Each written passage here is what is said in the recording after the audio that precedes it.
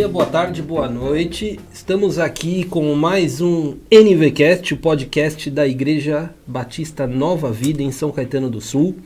Hoje nós temos um tema muito importante, um convidado também ilustre, que nós temos aqui o nosso rabino José Luiz, e nós vamos falar sobre judeu cristão. Como assim? Dá para um judeu ser cristão? Como que é essa ligação? Vamos falar sobre isso. Estamos aqui com o André, que vai nos ajudar, e o rabino José Luiz. Seja bem-vindo, rabino. Muito obrigado. Boa noite a todos. Boa noite ao Antônio. Boa noite ao André. Boa noite a todos aqueles que nos ouvem. Espero ser útil aqui hoje. Excelente, maravilha. Eu começo com uma dúvida que é bem comum, né? Como que a gente pode distinguir aí o judeu, o que é o judeu povo do judaísmo como religião? O judeu em geral, ele aparentemente, ele junta essa ideia de Estado com religião, mas existe o povo judeu, a religião do judaísmo.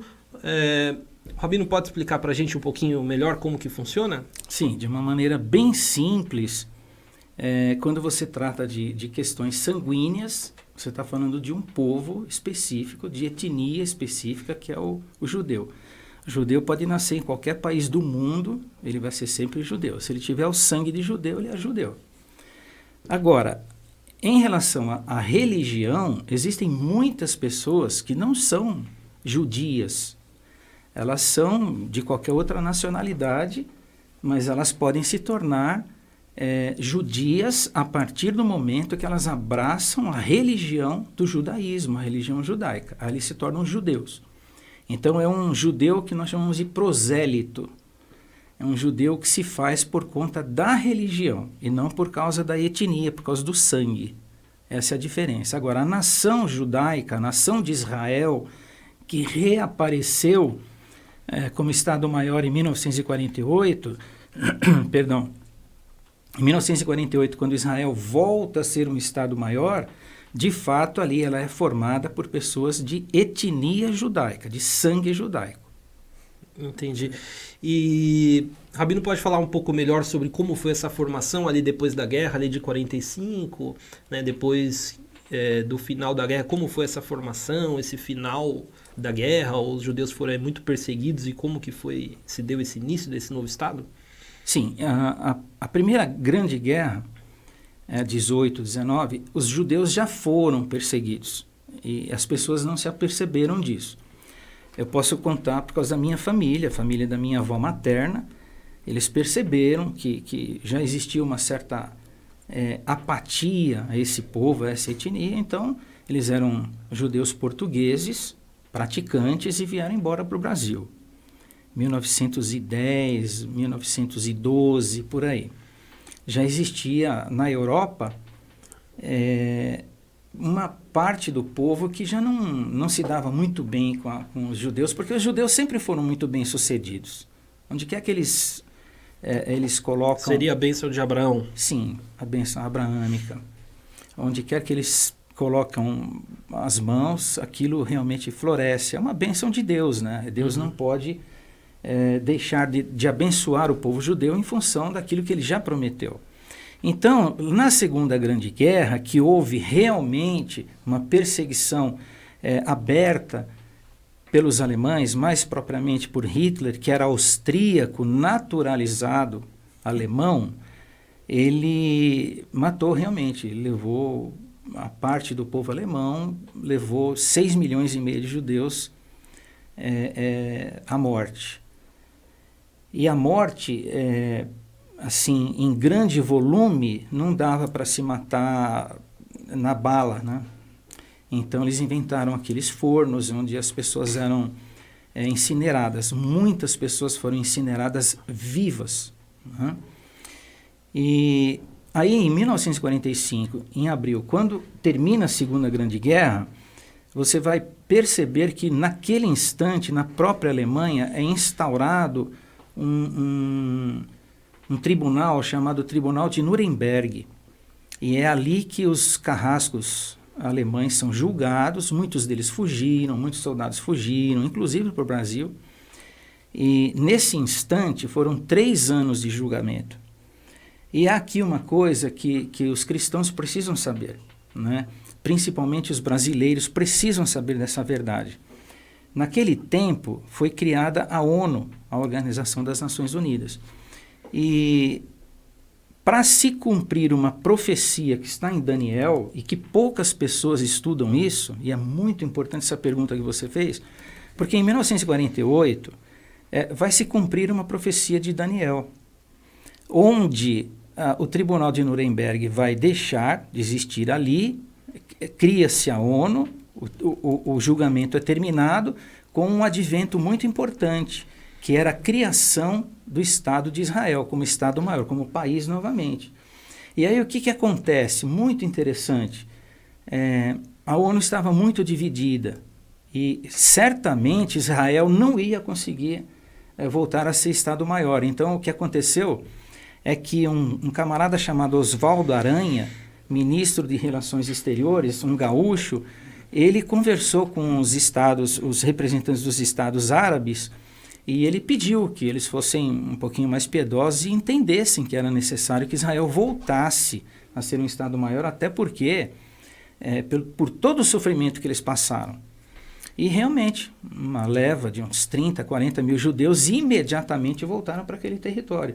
Lá eles encontraram ingleses, poloneses, encontraram uma série de etnias. Mas eles foram fincando ali a tenda e eles cresceram. Cresceram naturalmente. Isso é uma promessa divina, né? A terra prometida. E você vê que em 1948, por causa de um brasileiro que conseguiu convencer os estados árabes, os representantes, de que votassem a favor de Israel. Foi uma votação apertada, muito apertada, um voto de Minerva, e Israel voltou a existir como Estado maior. Foi formada apenas de judeus, totalmente judeus de sangue e judeus de religião. E foi formado Israel novamente. Israel, pequenino como era, venceu pelo menos umas 10 guerras, assim que eles se colocaram naquela terra, que eles fixaram ali residência, eles sofreram vários agravos, 3 grandes guerras, mas uma das coisas mais impressionantes que a gente vê na história é que Deus guerreou por Israel. Israel não foi mais eliminado do mapa. E se vocês estudarem bem a Bíblia, vão ver que sem Israel não há Apocalipse. Tem que ter Israel no mundo, tem que ter igreja de Jesus Cristo no mundo para ter Apocalipse. Então não adianta tentar destruir Israel agora. Muito interessante. Inclusive eu vi um vídeo uma vez de alguns cristãos que entendem que o julgamento após o Holocausto seria um cumprimento de uma outra profecia do livro de Esther. Você já viu isso? Dos filhos de Amã? Quando Esther pede a cabeça de 10 filhos de Amã. Sim. Só que, quando ela pede a cabeça, ela pede os 10 filhos de Amã na forca. Só que eles já estavam mortos. Sim. Quando você lê o texto, você fala assim, mas por que ela quer colocar na forca 10 homens que já morreram? Aí você pensa, que ela dá o exemplo e etc. E aí, quando você vai ver no julgamento, eram 11, se não me engano, foram condenados, um fugiu, eram 12, acho que um morreu, se matou, o outro fugiu, e foram 10 condenados à morte durante o julgamento do Holocausto. Sim. Só para tentar entrar na parte mais bíblica, né? É incontestável, né? A participação do judeu no mundo, assim, mesmo essa coisa, mesmo fora da... A gente que lidar com a Bíblia, a gente está na igreja ali, a gente vê, faz parte da nossa cultura cristã, o judaísmo, né? Também. Afinal de contas, Jesus era judeu. Sim. Não dá nem pra gente fugir. O cristianismo é a continuação do judaísmo. Inclusive, né, a gente tem estudado, né, a respeito de seitas, né, seitas e heresias, mas vamos dizer assim. Para os judeus, nós somos uma seita. Nós somos uma seita judaica, né? E tem um versículo, que é um versículo um dos mais famosos assim, de Paulo, né? Que é Romanos 1,16. Porque não me envergonho do Evangelho, pois é o poder de Deus para a salvação de todo aquele que crê, primeiro do judeu e também do grego. No grego a gente se enquadra, né? Os gentios, né? São chamados de gregos. E aí, pastor, por exemplo, judeu ele já, simplesmente por ser judeu, ele já tem a salvação garantida? Não, não tem. Não tem. As pessoas se equivocam aí. Os judeus são, assim, de certa forma, bastante orgulhosos. Não há nenhuma, assim, nenhum demérito em falar isso, né? Os judeus são realmente orgulhosos. Eles dizem assim: eu almoço toda semana com alguns velhinhos judeus, né? Eu me reúno com eles na minha sala, lá no escritório, para a gente ler a Torá, para a gente interpretar a Torá. Mas eles falam assim: nós já somos judeus. Isso basta. E isso não basta, porque Paulo é muito específico aí. Pedro também é. Em 1 Pedro, se não falha a memória, capítulo 2, ele fala assim: vós sois geração eleita, sacerdócio real, nação santa, povo adquirido, para que anuncieis as grandezas daquele que vos chamou das trevas para a sua maravilhosa luz. Vocês que não eram povo, agora sois povo e povo de Deus. Então, quem não era povo de Deus? Eram os gregos, os gentios, todos os gentios. Nós, né? Nós. Eu também me coloco. E aí, ele fala assim: se você não tiver o sangue de Cristo, o Machia, o Messias sobre você, se você não crer nesse Jesus, você não tem salvação. Não somos nós que determinamos quem vai ser salvo e quem não vai ser salvo, quem está perdido ou quem não está perdido. Não somos nós. É Deus quem determina quem está salvo e quem não está salvo. Ocorre que a Bíblia é clara. Ela diz assim: sem recebermos o sacrifício de Cristo, ou seja, sem receber a graça que Jesus executou lá na cruz, não há salvação. Não adianta ter sangue de judeu, não adianta ter sangue... Judeu puro, né? Não é nem samaritano. Não tem. Essa foi uma das grandes dificuldades na minha família. Quando eu me converti aos 19 anos, a primeira coisa que eu cheguei a falar em casa, eu cheguei num domingo, né, vindo do culto, e eu disse assim para todo mundo reunido na mesa e tal, eu disse assim: gente, eu encontrei o Machia, eu encontrei o Messias, eu encontrei Jesus Cristo, o Filho de Deus. Aí acabou o almoço do domingo, né? Porque eu fui de fanático. O caos.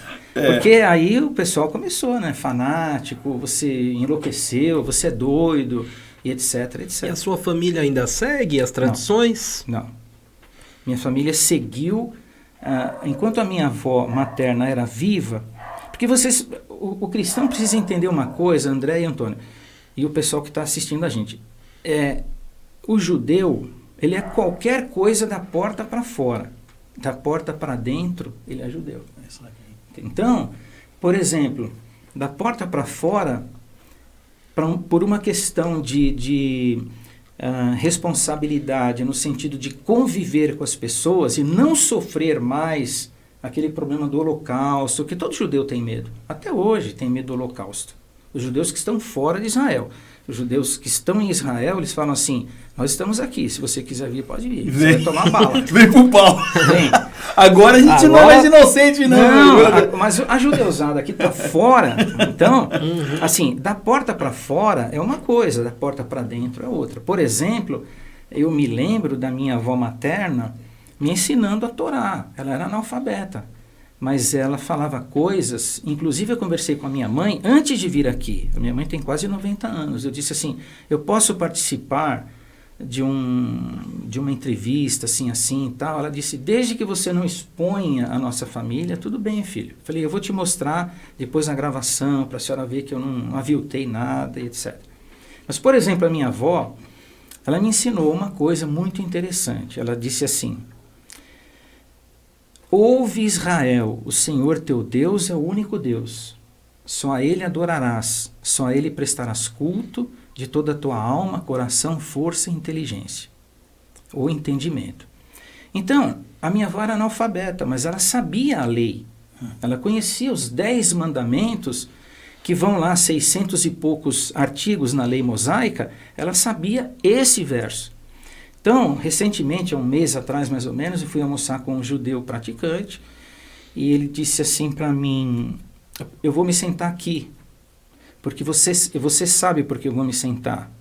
Eu disse para ele assim: eu não sou judeu. Ele disse assim: você é judeu, porque porque a sua mãe é judia, porque a sua avó é judia, porque a sua bisavó é judia.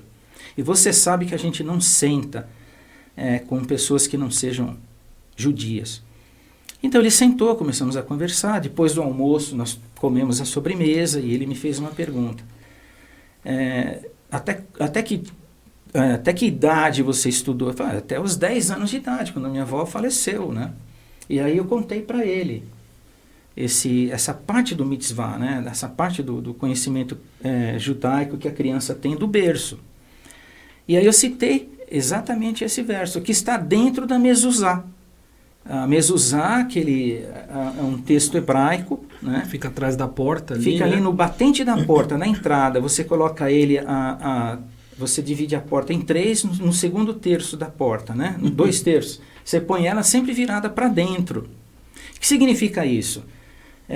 Quando eu entrar na minha casa, o Senhor Deus está entrando comigo e vai me fazer muito feliz e protegido, etc.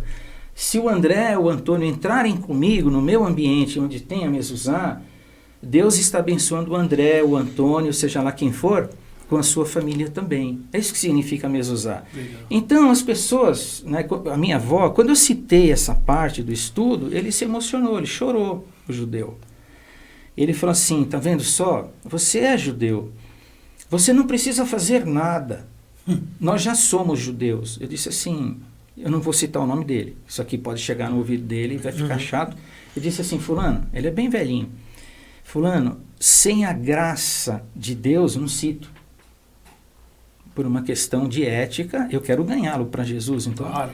Estratégia. Estratégia. Então fala assim, lembre-se de que a graça de Deus é que nos faz salvos. Glória a Deus. Né? Sem ela não dá para ser salvo. Não, nós já somos judeus e isso basta. Aí nós levantamos, ele já terminou a conversa ali, porque ele sabia que eu ia entrar no assunto do Mashiach, né?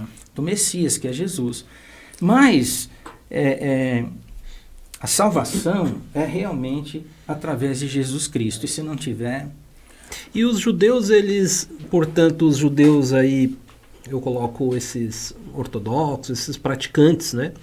Eles ainda estão aguardando o Messias. Sim.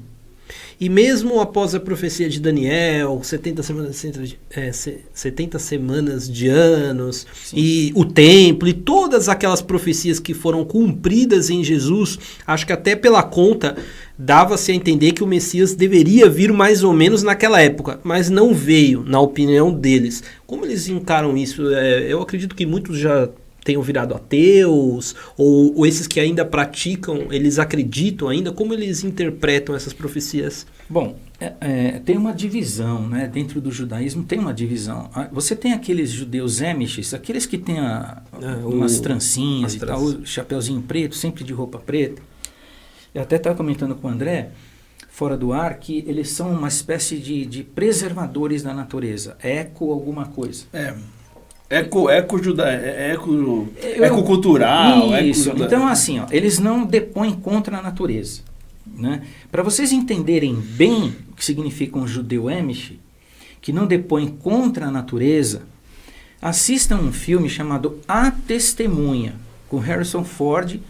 É um filme muito antigo, mas vale a pena. Você pode até falar com o seu público aí, André, Antônio. Chama-se A Testemunha, com Harrison Ford. Lá você vai entender muito bem o que é um judeu amish. Então, esse judeu amish, ele entende que por causa dessa sua atitude, né, de preservação, etc., que Deus já deu a ele a salvação. Está enganado.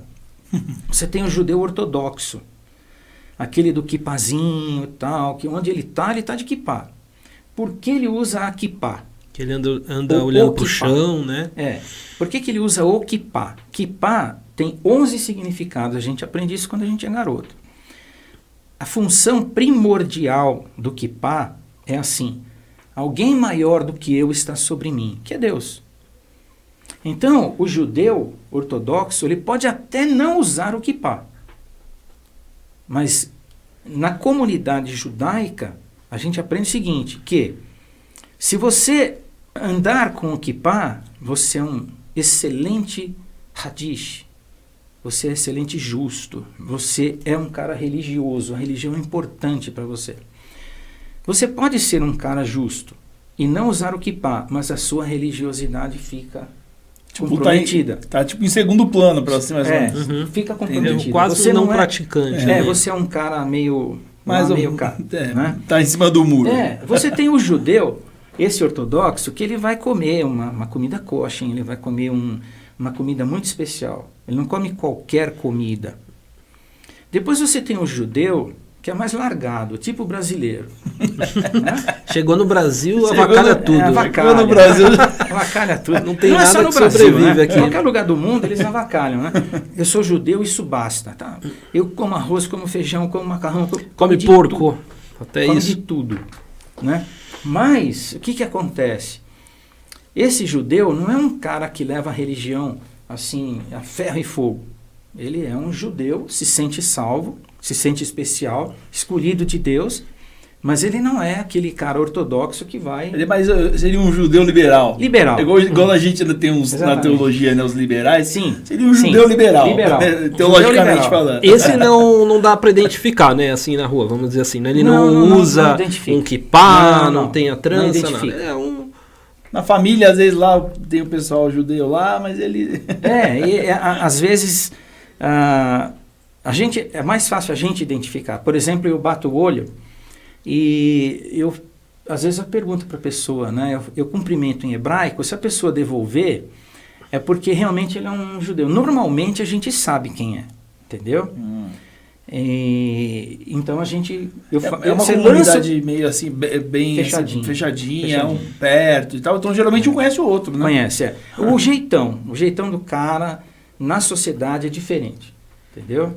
E com relação à vinda do Messias, né, que o Messias não veio, o que esses judeus praticantes, o que eles pensam sobre isso? Só complementando, Antônio, então você tem o Amish, você tem o ortodoxo, você tem o judeu liberal e você tem o filho de judeu, como eu, que não é nada. O pastor está nessa... Eu estou nessa... Eu sou um rabino, né? O rabino. Ultraliberal, né? Eu não ligo para isso daí, de jeito nenhum. Mas tem ali uma raiz, né? Tem uma raiz lá, né? Do ponto de vista da etnia, eu tenho a raiz, mas eu não levo isso a sério, eu levo Jesus a sério. Também, claro. Porque Jesus Cristo é o meu Salvador, é o meu Mashiach, o meu Messias. Agora você pergunta, e os judeus que estão aguardando o Messias? Eles dizem assim, se você conversar com o ortodoxo, dificilmente você vai conseguir, eles não conversam com a gente. Nem abre o espaço, né, para o diálogo. Não. Lá no centro empresarial, por exemplo, eu convivo com judeus, né? E nós nos reunimos, nós almoçamos juntos, na mesma mesa. Se não for judeu, não senta junto, né? É o jeitão deles. E aí, o que acontece? Os ortodoxos nem conversar com você. Você pode até cumprimentá-lo em hebraico, mas ele não vai te devolver o cumprimento. Ele acha que você é imundo. Ele acha que eu sou imundo. Porque eu não estou de kippá, não estou olhando para baixo, não estou... Aquelas coisas, aqueles costumes esquisitos lá, que a gente acha esquisito. Para eles, não.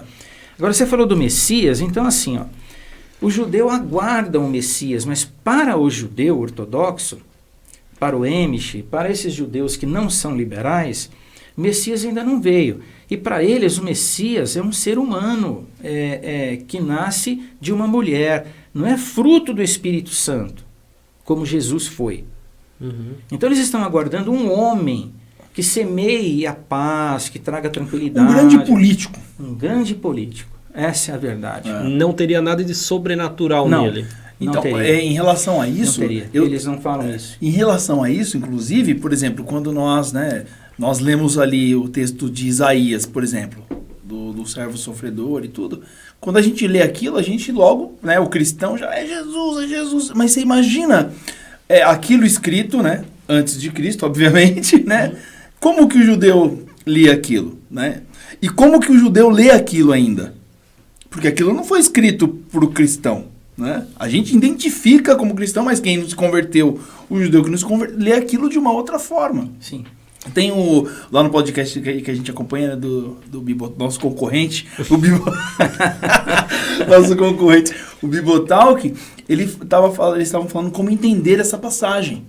E é interessante que nós, com o olhar, que nós já está comprometido, né, pela fé, comprometido por tudo que nós, pela cultura, né, cristã muito forte, mas se a gente parar para imaginar como que o judeu lê aquilo, né, lê aquele texto, né, qual a forma de entendimento, tem muito segredo ali, tem muita coisa, eu não vou explicar o que eu entendi, porque é bem longo e assim, às vezes é até um pouco complexo, tem que ver umas 2 vezes ainda para mim entender melhor. Mas é interessante a gente saber que o texto, por exemplo, do Antigo Testamento, o pessoal lê sem o Novo Testamento. Não tem, Mateus, né? Tem uma Bíblia ali, né? Específica deles, né? Que não é Bíblia o nome, né? A Septuaginta, né? Septuaginta. A Septuaginta, né? Que é bem... Tem ali o Velho Testamento. Então, que é usado daquela forma. Então, existe ainda, hoje, essa divisão. Existe essa religião muito forte que é separada. Que nós temos esse vínculo, né? Sim. Porque o Jesus é o maior judeu de todos. Eles não acreditam num Messias sofredor. Então eles têm a Torá, que é o livro sagrado. Sim. Né? Aqui. Isso. Tá ao contrário, André. Então assim, eles têm a Torá, né? Mas dentro da Torá, você vai encontrar ali o livro de Esther, o livro de Ruth, o livro da sabedoria de Salomão, o livro de... Né? Você vai encontrar textos que te remetem à lei mosaica, que eles acreditam piamente que se cumprir estão salvos. Para cumprir a lei você precisa acreditar em Jesus. Eles acreditam que é possível cumprir a lei. Sim. Exato. Mas é uma diferença muito grande de nós cristãos, né? Para cumprir a lei você precisa crer em Cristo. E eles não creem, né? Então o Mashiach para eles é realmente um homem comum, um grande político, articulador, que vai trazer paz mundial, e para eles é só isso daí. Agora, você não pode dizer que o Messias é sofredor porque ele sofreu na cruz. Não, eles não admitem isso, porque se ele é filho de Davi, ele tem que vir como um guerreiro. Exato. Ele tem que vir como um grande político, um cara um líder militar. Pronto, né? Exatamente. Não pode ser um cara pacífico, um cara que pregue o amor, um cara que traduza a lei mosaica em 2 únicos versos. Nossa. Amar a Deus sobre todas as coisas e o próximo como a ti mesmo. Então, como que você pode dizer para um judeu... Não tem cabimento, né, para eles. Ele vai pegar 613 artigos, se eu não me engano, e vai transformar em 2 versos, amar a Deus sobre todas as coisas, mas isso eu já amo. Mas tem que cumprir a lei. Espera aí. Por exemplo, quer ver uma coisa? Até os meus 17 anos, eu me lembro que um dos irmãos da minha mãe, da porta para fora, ele era católico. Né? Da porta para dentro, nós tínhamos os nossos costumes judaicos. Então, nós íamos até uma região lá na Zona Leste, que naquele tempo era só mato, só fazenda, só sítio, só não sei o quê. Lá, ele escolhia o cordeiro. Eu quero aquele cordeiro. Por que cordeiro? Por que na Páscoa judaica você não pode usar um carneiro? Sabia disso?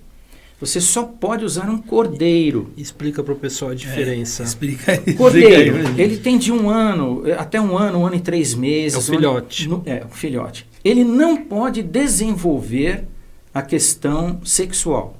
Se ele desenvolveu a questão sexual, ele já não é mais um cordeiro. A puberdade dele. Exatamente. Até a puberdade dele, ele é um cordeiro. Então, ele está imaculado, não está com desejos sexuais, então ele não tem pecado. Então, esse cordeiro.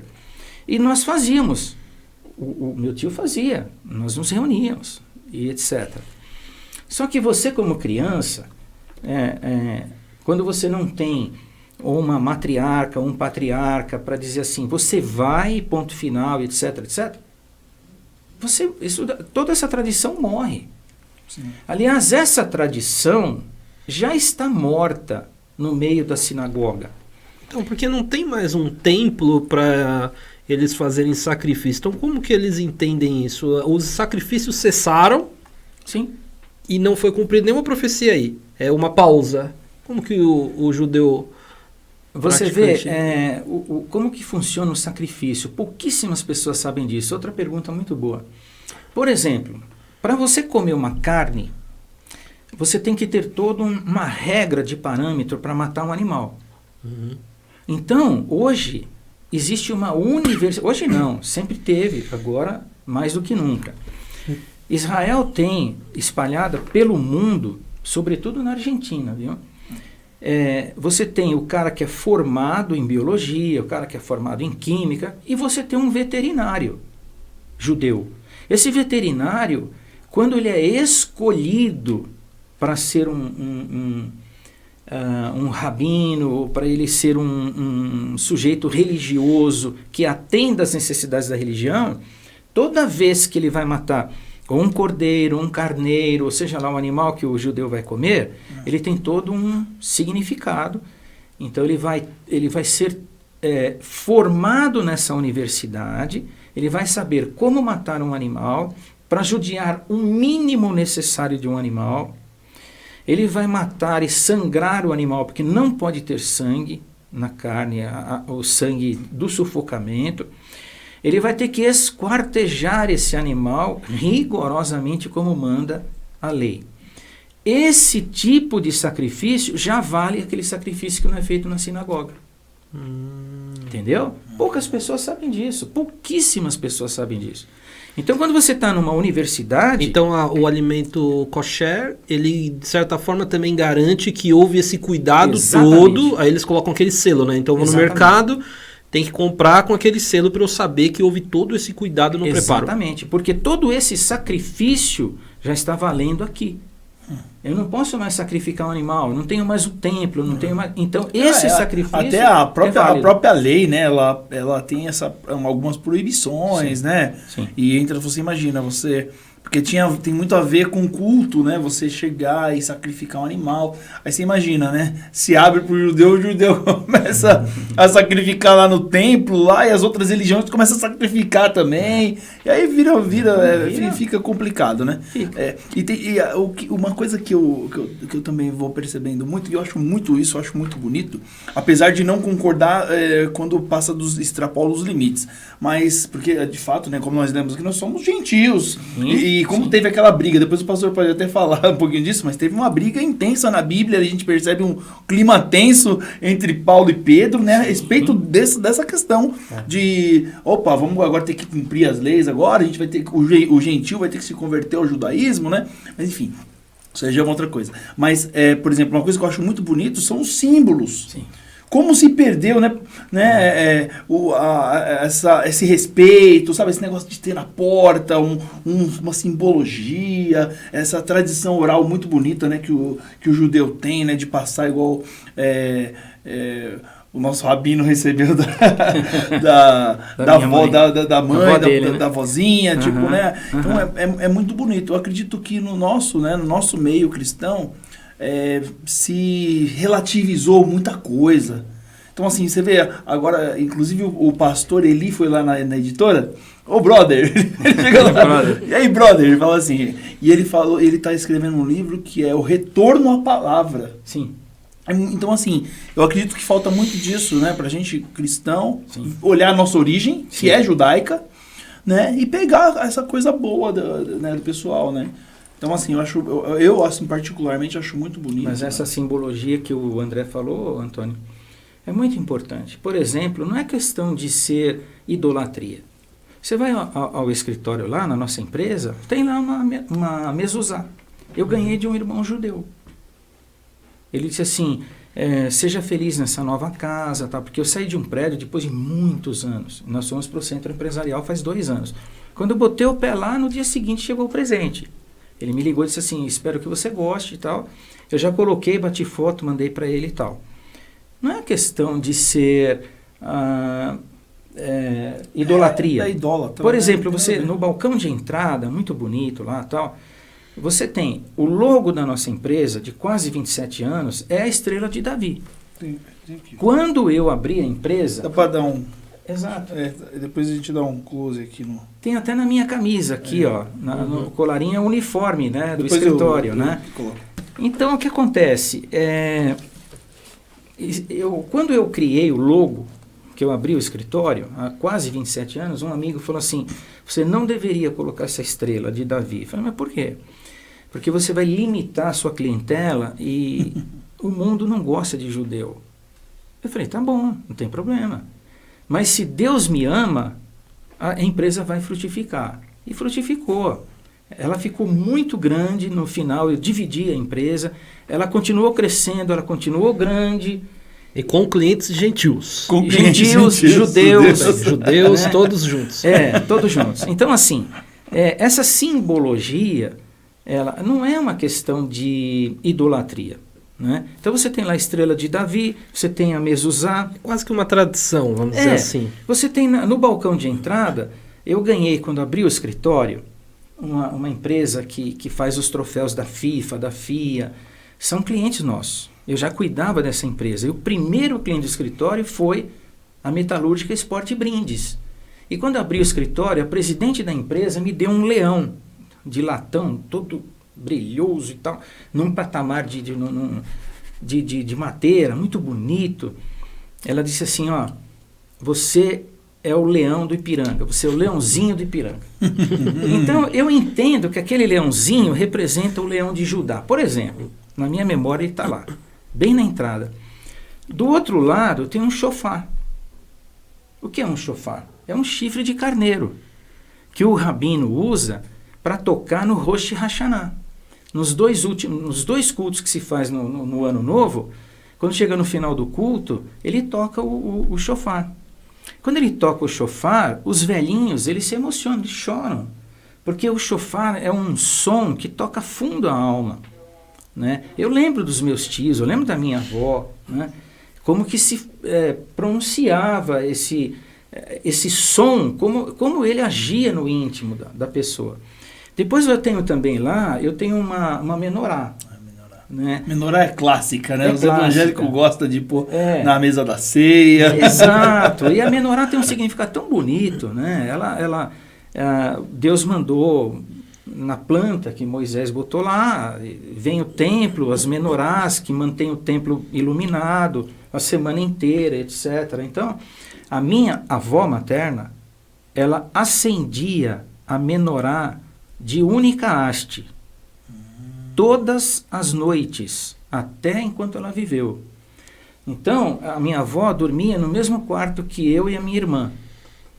Minha avó morava com a gente. Chegava a noite, que ela apagava tudo, ela botava a lamparina na haste, acendia, e eu falava assim, vó, ela dizia assim, quando você crescer você vai entender. Tudo bem. Deus não me deixou no escuro. Deus é a minha luz. Ele está ali. Ele me ilumina. Chegava de manhãzinha, a gente levantava às 6 horas, tomava banho para a escola, ela chegava lá e apagava. No dia seguinte, azeite na água, tinha um tanto de água, azeite não mistura, ele fica em cima, lamparina e ficava queimando azeite. E era muito interessante. E já tínhamos a luz elétrica, né? Já tinha. Vamos iluminar. Estou falando de 65, 66, vocês não estavam nem em projeto ainda. 1965, 66, 67, até 70. E você sabe de uma coisa, quando a gente era criança, a gente dava risada dessas coisas, porque a gente levantava com esse estufinho tudo pretinho, não quis respirar aquele negócio, né? E é muito bacana, muito linda. É bonito, é bonito. Eu costumo dizer o seguinte, que tem pessoas que fazem história e tem pessoas que contam história. Quer ver uma coisa? Aconteceu quando eu me converti, houve um rebuliço na família, realmente. Aconteceu um negócio interessante. Depois de um ano de igreja, eu lembro que o presidente da mocidade falou assim, o que você sabe sobre o Holocausto? Eu falei, eu sei isso. Você pode dar um estudo sábado à noite? Nós vamos fazer um intercâmbio. Você dá um estudo sobre o Holocausto. Eu falei, nossa, cara, mas eu não falo em público. Então eu falei, eu concordei. Quando cheguei em casa, durante aquela semana, eu fiquei estudando. Quando chegou no sábado, eu puxei o livro do armário e minha mãe disse assim, onde você vai com esse livro? Eu falei, não, eu vou dar um estudo lá na igreja para a mocidade e tal. Ela disse assim, você não deve fazer isso. E aí eu falei, mas por quê? Ela falou assim, porque as pessoas não vão entender. Eu falei, não, mas nós somos cristãos, né? Eu sou um cristão novo, mas eu vou falar de um jeito que eles vão entender.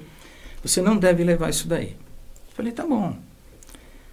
Ela falou, mas eu levei. Só que eu era garoto, tinha 19 para 20 anos. O que eu fiz? Eu peguei e deixei em cima do piano, assim, ó.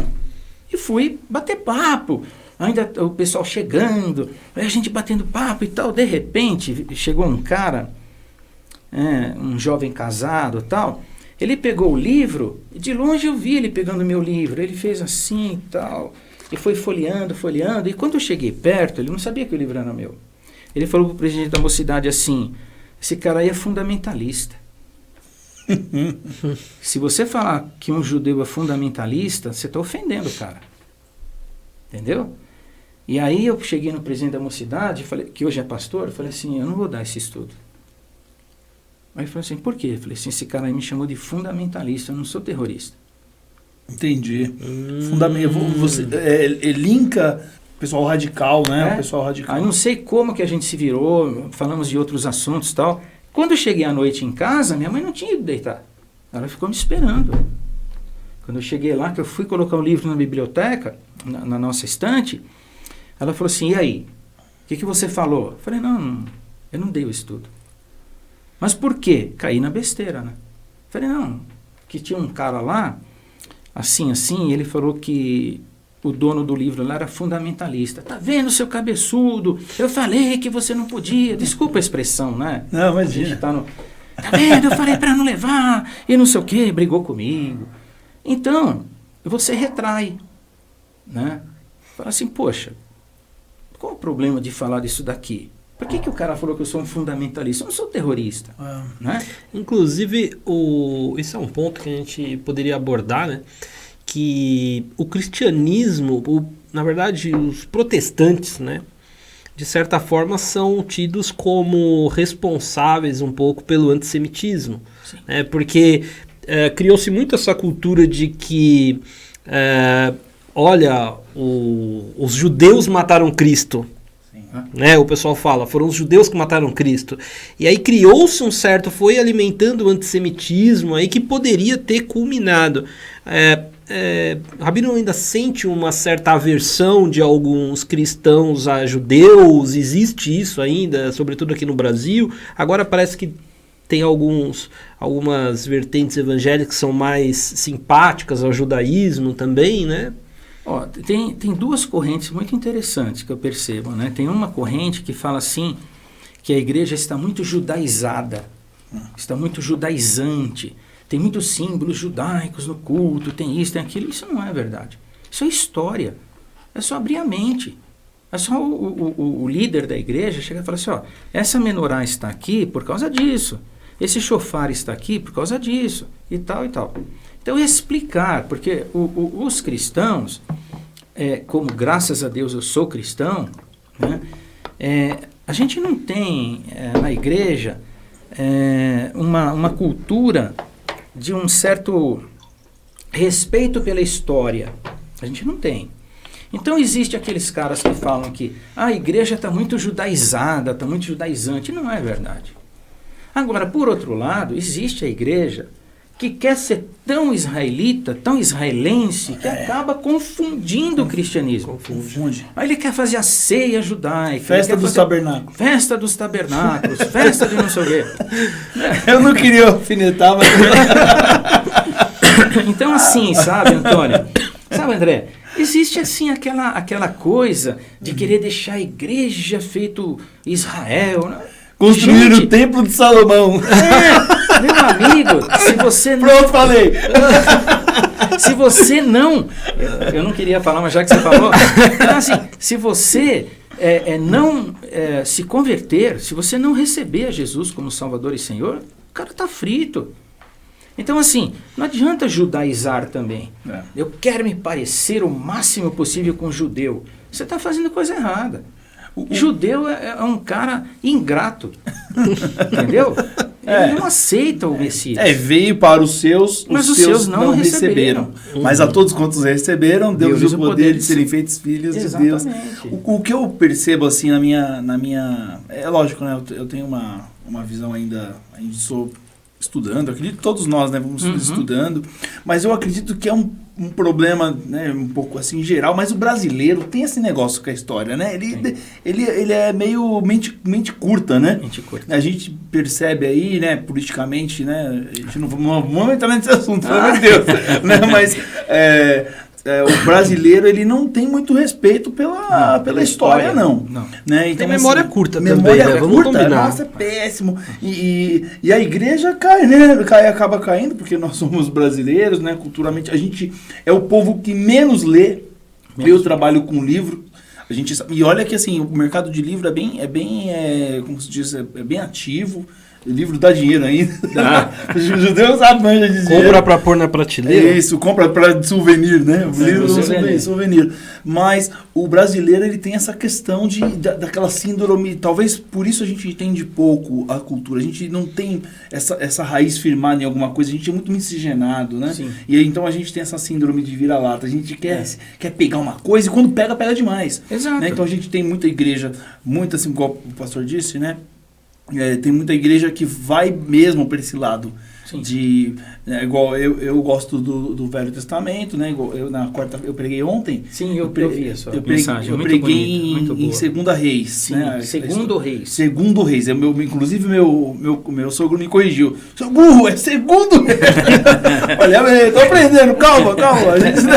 Mas então, e aí mas nós temos que focar mesmo em Cristo. A gente tem que cristocentrar a Bíblia e todas as passagens. E quando a gente traz muito, né, demasiadamente esses costumes judaicos, essa coisa cultural para dentro do cristianismo, eu acredito que a gente às vezes evidencia demais sem necessidade. Sem necessidade. Nós temos que respeitar a história, né, gostar de tudo isso, mas também tem um lugar, né? Sim. Tem um lugar específico. Tem. É aquilo lá, essa simbologia toda é como a gente aprende, né? O Novo Testamento é o cumprimento do Antigo Testamento. O Antigo Testamento é a sombra das coisas que deveriam acontecer. Então, por isso que o judeu fica desesperado. Ele não entende esse cumprimento. Ele ainda está na sombra. Ele não aceita, né? Ele não aceita. Agora, você quer ver? Ele falou uma coisa interessante do protestantismo, que, de certa forma, foi antissemita, né? Se você analisar lá em 1546 e tal, no século XVI, quando Martinho Lutero se levanta contra aquela questão toda da Igreja Católica Apostólica Romana, que ele cria as 95 teses e tal, olha como Deus dirige a história. Ele está falando em termos de Alemanha.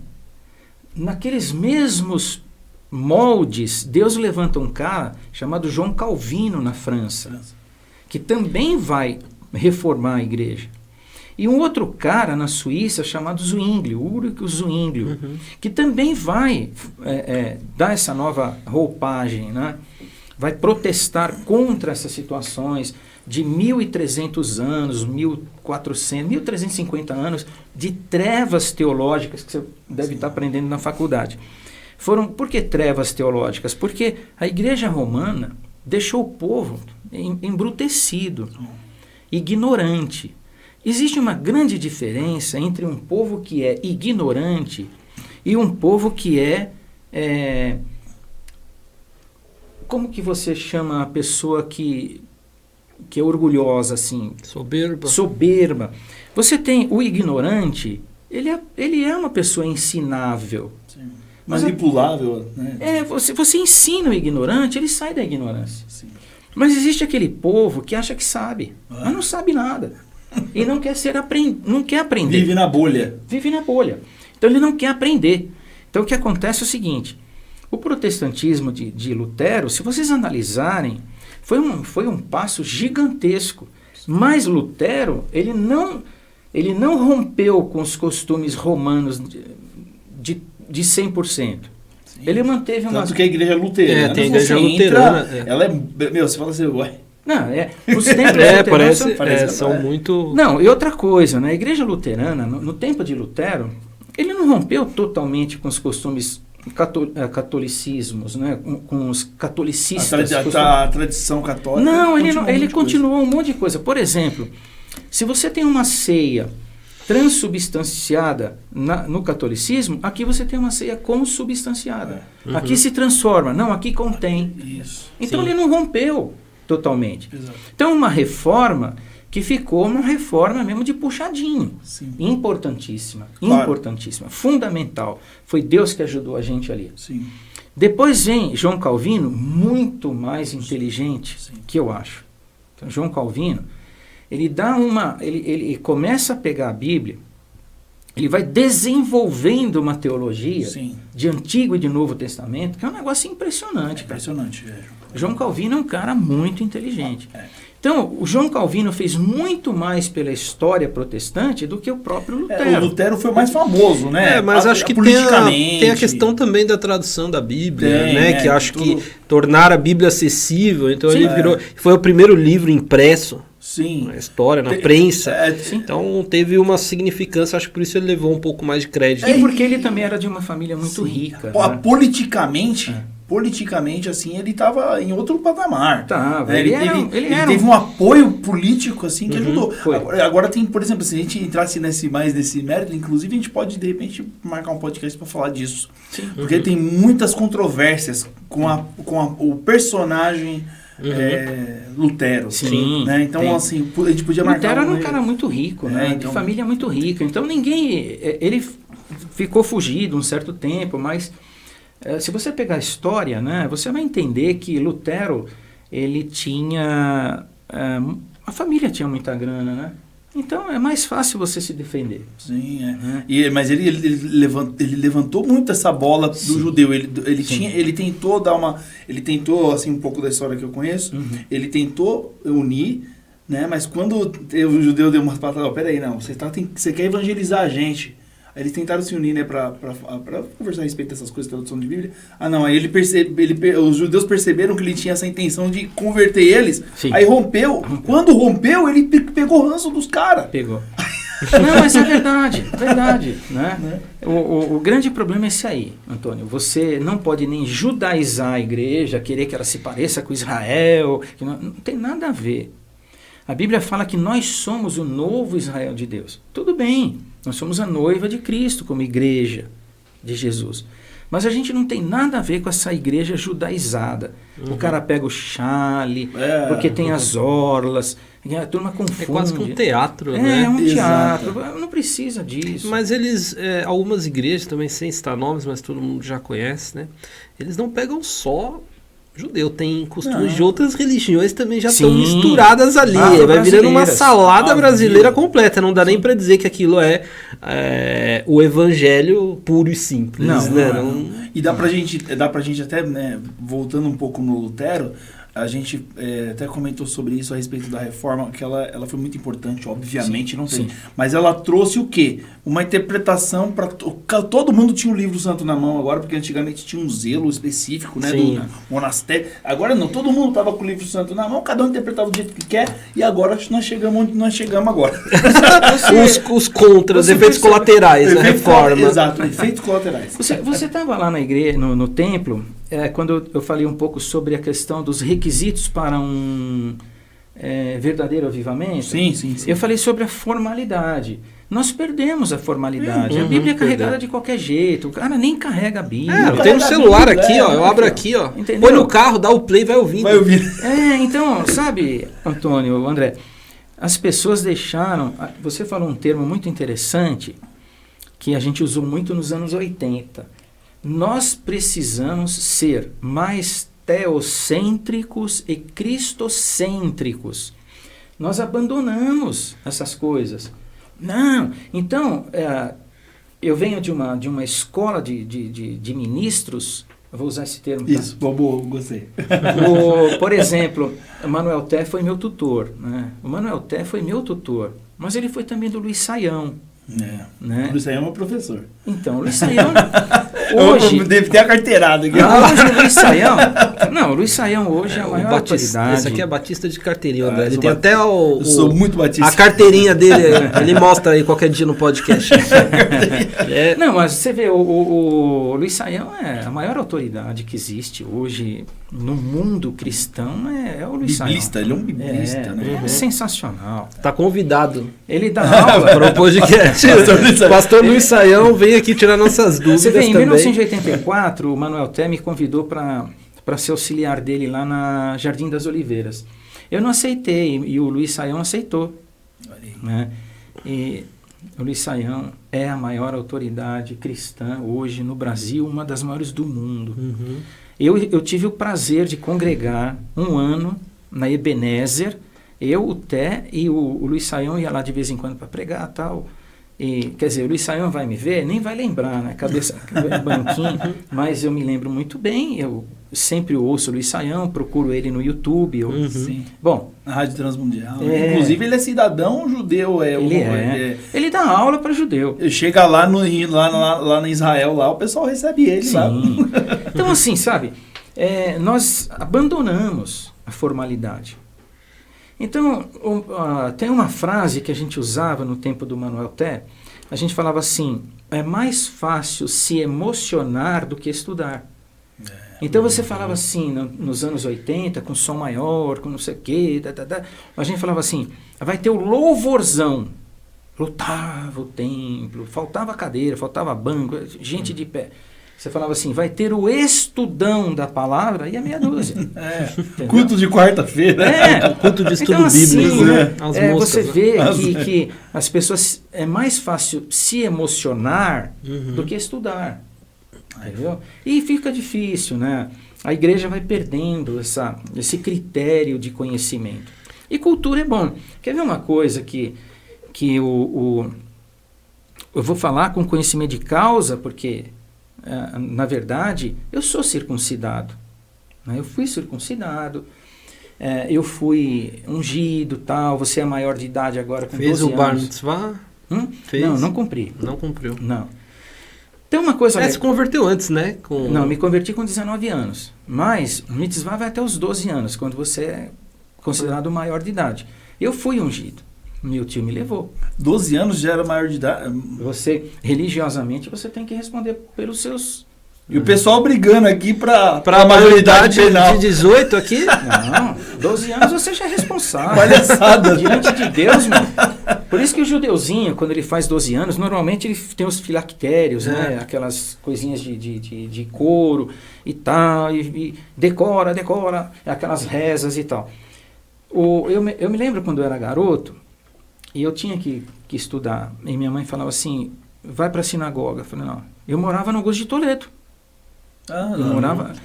Eu nasci num barracão. Literalmente. Era um barracão de 4x12. Meu pai fez quarto e cozinha lá. Eu nasci lá num cortiço, que era um cortiço da minha avó.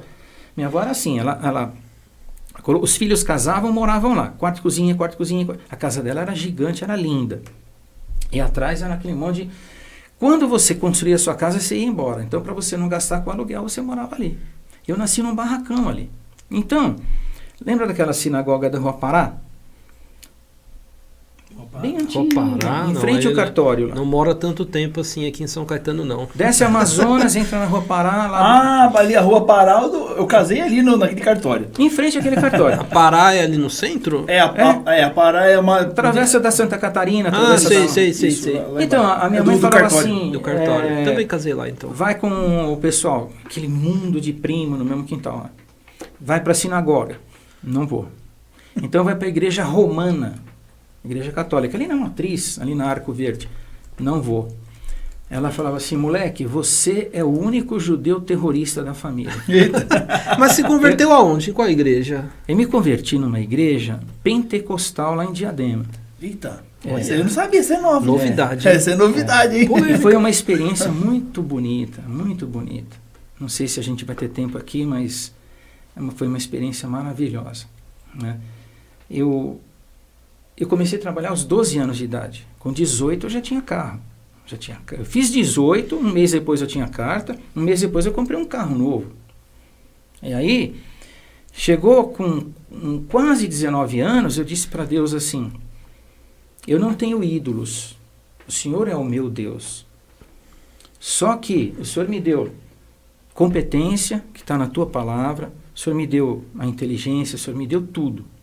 O Senhor me deu bom emprego, eu tenho 18 anos, eu já sou coordenador de área, já estava me formando em contabilidade, indo para a FAAP, e eu só não tenho paz, meu Deus. Eu preciso de paz, eu não tenho paz. Preciso de paz. Eu fiquei 1 mês sem dormir. E emendava assim. Aí eu falei, mãe, eu não aguento mais. Não aguento mais. E... Aí ela me ligou no serviço naquele dia, acho que preocupada. Ela falou assim, você quer ir com a minha irmã, sua tia mais velha lá, tal? Ela vai numa igreja de crente. Aí eu falei, igreja de crente? Ela falou, é. Eu falei, mas lá fala da Torá, lá fala da Bíblia judaica, né? E ela falou assim, fala. Eu falei, então tá bom. Eu cheguei em casa, eu tomei outro banho, peguei meu carro, peguei minha tia e fui para lá. Cheguei nessa igreja lá no Largo de Piraporinha, grande, muito bonita e tal.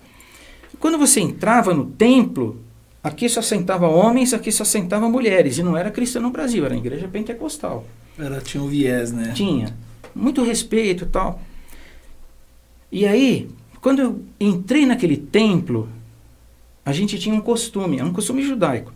Você entra e você fala assim, só com Deus, mas ninguém pode saber. E eu falei assim para Deus, eu vim aqui buscar a tua paz. O Senhor já me deu tudo, o Senhor não tem paz. Eu vim buscar a tua paz. No íntimo, só eu e Deus, mais ninguém. Minha tia foi sentar para lá, eu fui sentar para cá. E o único lugar que tinha era no meio do templo, na fileira do corredor central. Eu falei, ferrou. Tímido pra caramba.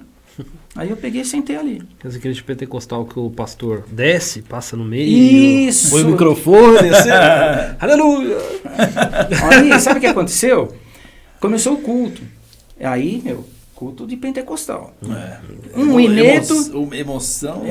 Uma música, uma oração. Aí o pastor falou assim, vem pra frente quem quer oração, quem quer ser liberto, tal, aquele monte de gente, aquele monte de obreiro. Aí o capeta pegou um monte de gente, ó. E aí expulsa. Eu baixei a cabeça e falei, meu Deus, eu pedi paz. O que eu vou fazer aqui? Pediu paz, chegou lá, começa a cair os demoniados do lado. Assim, Meu Deus, onde eu tô? E os obreiros lá e tal. E aí eu peguei, falei, Jesus Cristo, baixei a cabeça, fiquei ali. Falei, não, Jesus Cristo, será que já falou Jesus Cristo? Acho que ainda não. Não, ainda não falava. Aí ou falava da tradição, né? Aí eu falei, meu Deus do céu, eu pedi paz, não esse negócio aqui, né? Aí, uns 15 minutos lá. De repente todo mundo liberta, aí vai sentar todo mundo. Tal. Bom, agora nós vamos começar, tudo organizado, muito organizado. Bom, agora nós vamos orar em línguas. Mas terão as traduções, senão não vai falar. Senão o pastor não fala, carioca, sabe? Cara bem vestido, cara tal. Aí começou, uma velhinha, ela de uns 90 anos, começou lá, sambalaia, ripalabalaia, aí... Vai embora. Vai embora, E interpretação. Tá. E aí foi, uns 10 minutos, aí ele pegou, pediu para... Vamos cantar mais um hino, cantou mais um hino. E aí... Ele falou assim, ó, já cantamos, já oramos, já expulsamos demônios, já falamos em línguas, já traduzimos e tal. Agora Deus vai falar através da sua palavra. Ele pegou a Bíblia grandona assim, e tinha uma plataforma. Então você estava no templo aqui, ali tinha uma plataforma de uns 40 centímetros e o púlpito lá em cima. E eu olhando para ele aqui assim, né? Ele falou assim, bom, agora eu quero silêncio total. Mas uma igreja muito maior que a nossa, o templo. Ele falou assim, agora Deus vai falar através da sua palavra, eu não quero ouvir um pio aqui.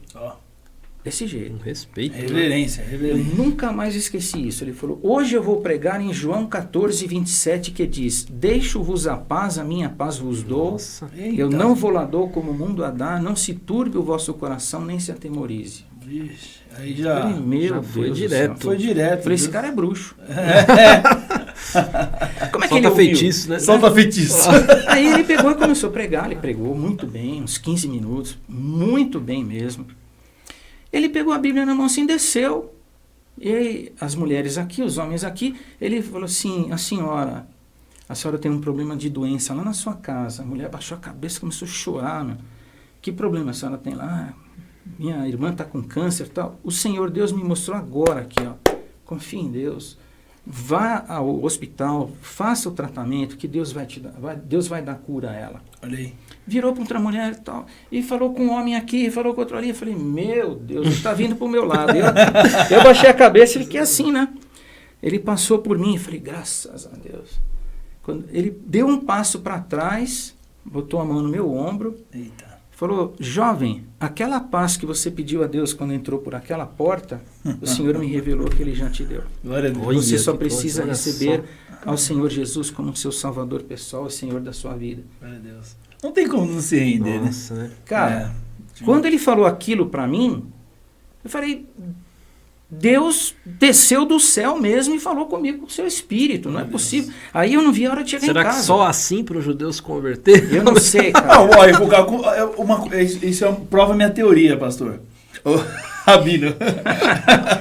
Prova minha teoria. Eu tenho uma teoria assim, que se a pessoa, ela tem a sinceridade, não importa a religião, não importa onde ela esteja, não importa. Se ela tem uma sinceridade, ela quer conhecer, ela está de repente com essa questão de paz, não importa, onde ela quer que ela esteja, Deus vai encontrar uma forma de se revelar para ela. Eu acredito muito nisso.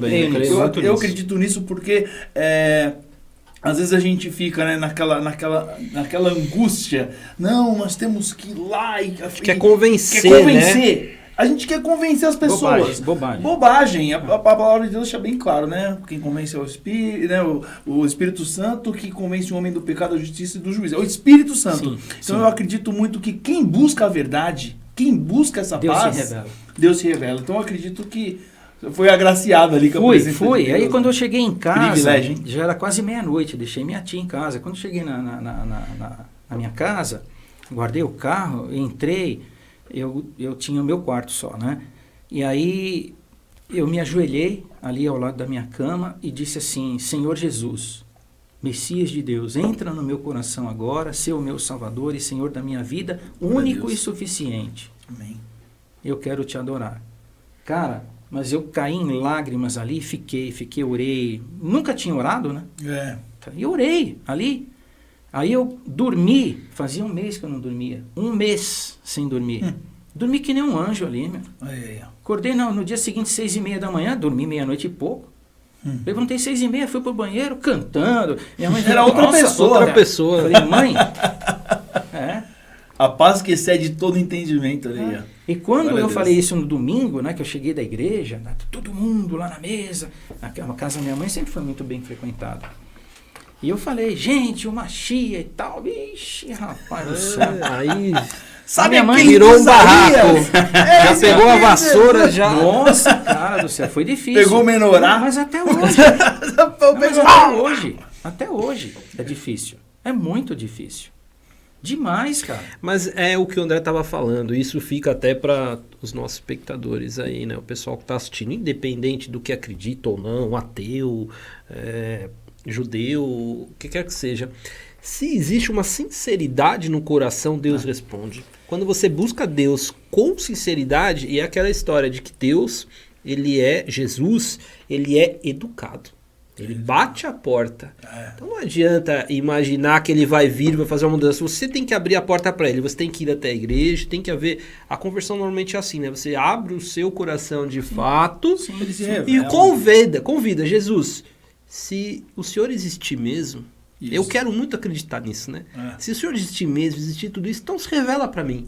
Pronto. Eu creio que... Bater e abrir com sinceridade no coração. Você sabe que você estava falando fora do ar aqui, você fez uma pergunta, você e o André, vocês fizeram uma pergunta muito inteligente. Qual é a porcentagem de judeus messiânicos, né, de convertidos? O judeu mesmo, o judeu que é nascido em Israel, o judeu que pratica o judaísmo, eu não acredito que tenha conversão. Eu só acredito vendo mesmo. Porque...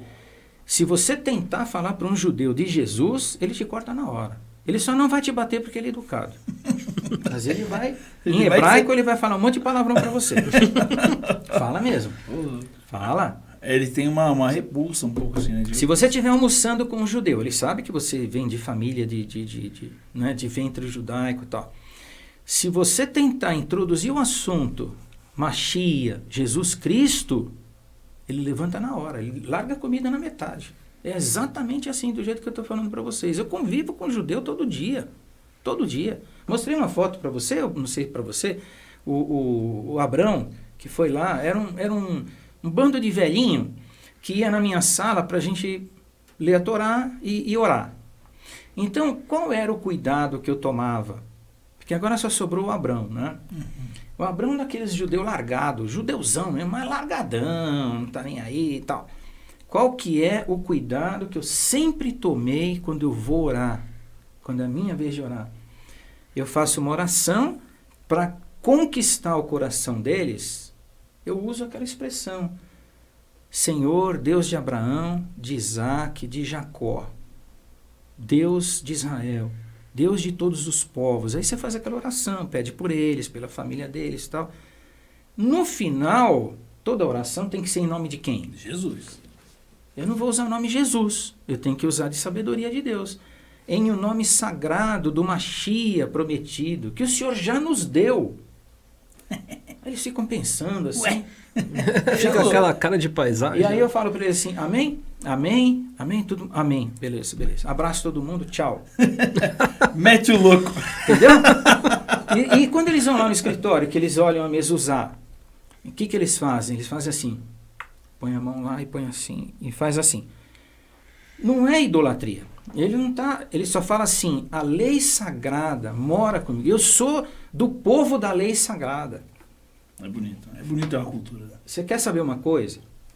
Moisés foi legislador, Moisés foi o cara que tirou o povo de lá, o libertador. Moisés foi um monte de coisa. Com 119 anos, 11 meses e 29 dias, Deus chamou ele. Ele ia fazer 120 anos, Deus chamou ele. E ele sumiu. E está lá, diz a Bíblia, que ele foi sepultado pelo Senhor lá no Sinai. Tudo bem. Aí eles falam assim, nós não temos Moshe. Olha o que eles falam. Eu venho dessa cultura, gente. É um negócio impressionante como eles não enxergam. Eles falam assim, nós não temos Moshe. Mas Moshe não entrou conosco na terra prometida. Mas ele é o nosso rabino, ele é o nosso professor. A cultura de Moshe entrou conosco. A ética de Moshe entrou conosco. A espiritualidade de Moshe entrou conosco na terra prometida. Ele não entrou, mas ele entrou espiritualmente, ele entrou conosco assim. Olha o que eles falam. É bonito, né? É lindo demais, bonito. Cara. Analisa isso.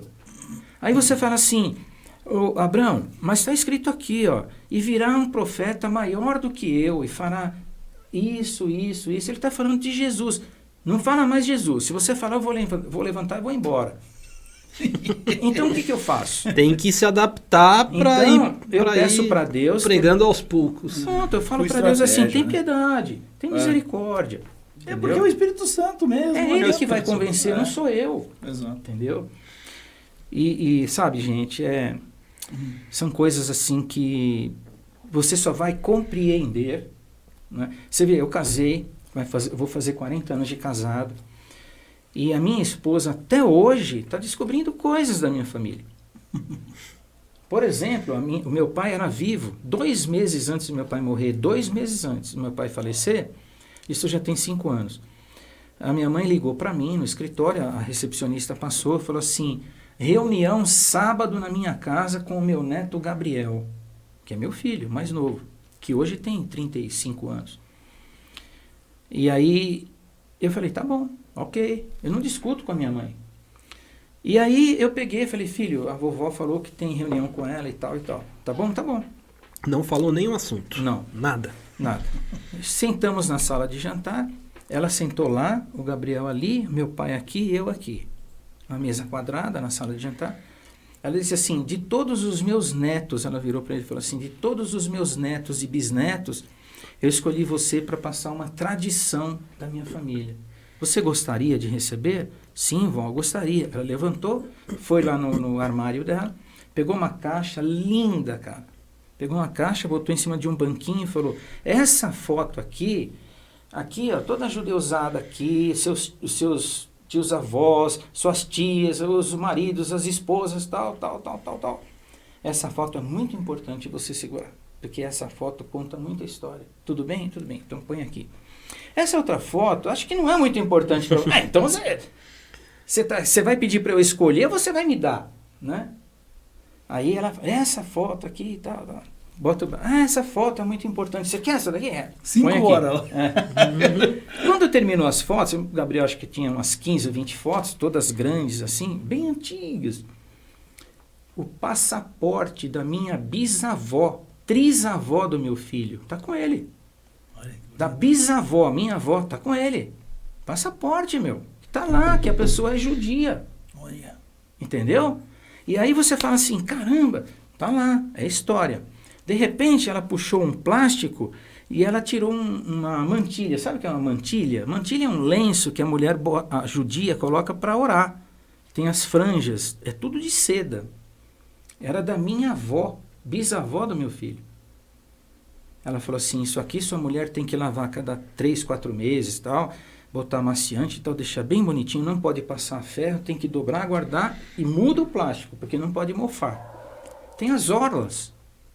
Então, ele pegou, tá lá, tá com meu filho. Tradição. De repente, né, já no finzinho de tudo, eu falei, mãe, mas espera um pouquinho. E eu? Eu, falei assim, mãe, e eu? Você fica quieto, eu não tenho nada com você, eu tenho com seu filho. Falei, caramba, judeu tudo louco. Pulou a geração, foi direto para a próxima. Foi. E meu filho tem tudo isso guardado. É história. Eles têm essa tradição, né? De passar oralmente. Tem. Escolhe um, né? Tem. Eles Mas vinham com a minha tradição mãe... da primogenitude, né? Passava sempre para um. Né? Eles vão fazer uma concentração de informação e de herança também, né? Você vê, o Gabriel, se falou uma coisa muito importante, né? A minha mãe tinha até então, 3 netos. Né? O Gabriel ela tinha um monte de neta e o Gabriel é o neto. Depois vieram outros netos. Ele é o primeiro primogênito homem. Então, você entendeu? É bem patriarcal, né? É, bem patriarcal. Muito interessante mesmo, né, gente? A gente tá indo pros finalmente, Antônio, né? Deixa eu te cortar um pouquinho. É que eu trouxe uma lembrança para vocês. Essa lembrança aqui pro André. Tem a cara dele. Essa lembrança aqui, André, é uma para você, uma para sua esposa, Joyce, tá bom? Opa. Esse souvenir também é pro Antônio e pra esposa dele. A Rê adora caneta. A gente vai ter que começar... Eu tava pensando nisso quando tava vindo pra cá. Fazer o nosso souvenir, né? O nosso souvenir pra gente dar pros convidados, com certeza. Deixa eu ver o que é aqui o meu, hein? Tomara que você goste, né? Tem a sua cara. Né? Então eu já sei o que é. Eu sou muito ligado às Forças Armadas, viu, Antônio? Então... Olha! É um kippá? É um kippá da FDI, né? Das Forças de defesa de Israel. Agora ele vai fazer Krav Maga. Saindo daqui ele já vai se matricular. E aí, como coloca? Aí você tem que comprar uma prende? Cola. Você tem que comprar uma colinha, né? E prender. Mas isso é um souvenir para você. Olha lá, mostra pra câmera. Tá um pouco torto aí, né, André? Aqui, ó. Não. Ele já tá usando igual não é uma boina. Deixa eu colocar aqui, aí, assim, ó. Explica pra gente, Rabino, direitinho o que significa, resumidamente. A gente já falou um pouco, mas assim, só para contextualizar. Ele significa o seguinte, que quando o judeu usa o kippá, o ortodoxo usa de noite ali, ele só tira para dormir mesmo. E ele significa o seguinte, o Senhor Deus está sobre mim, alguém maior do que eu está sobre mim, que é Deus. Então o kippá tem 11 significados, o que eu mais gosto é esse. O Senhor Deus está sobre mim, Ele me governa, Ele me ampara, Ele me protege, Ele me sustenta. Esse é o significado. Eu tenho um kippá desde garoto, né? Eu dei para o meu filho também, já que ele tinha todos os objetos que minha mãe deu, eu também dei o meu kippá para ele. Já aproveitou, né? Já fica aí também. Amarelinho, velhinho, dei para ele. Muito bacana. Gente, vamos finalmente, queria agradecer a presença do Rabino aqui. Para quem não sabe, ele é membro ali, né, na nossa igreja Batista Nova Vida em São Caetano, né? E tem também uma empresa de contabilidade, né? Como que é o nome da empresa? Ali no Escritório JL Gonçalves e Associados Limitada. Escritório JL de José Luiz, JL Gonçalves. E Associados Limitada. Então, tá aí à disposição. O serviço lá é... Contabilidade fiscal, tributária, RH. Nós fazemos consultoria também. Uhum. Estamos lá há 26 anos e meio. Legal. Muito bacana. Bom, gente, é isso então. Não se esquece de se inscrever no canal, deixar aquele joinha. Aproveita e dá... Qual que é o botão que o Matheus vai colocar? Não é gostei, o gostei. Acho que eu gostei. Isso, eu gostei. Então, faz tudo já, não custa nada, já manda para aquele seu amigo. Espero que a gente tenha tirado algumas dúvidas aqui sobre judaísmo, ligação de judaísmo e cristianismo. É possível um judeu ser convertido? E se tiver qualquer comentário, dúvida, coloca aqui embaixo que a gente vai repassar pro Rabino e ele vai responder todas as perguntas aí, com certeza. Tá bom, gente? Grande abraço, até a próxima. Tchau, tchau.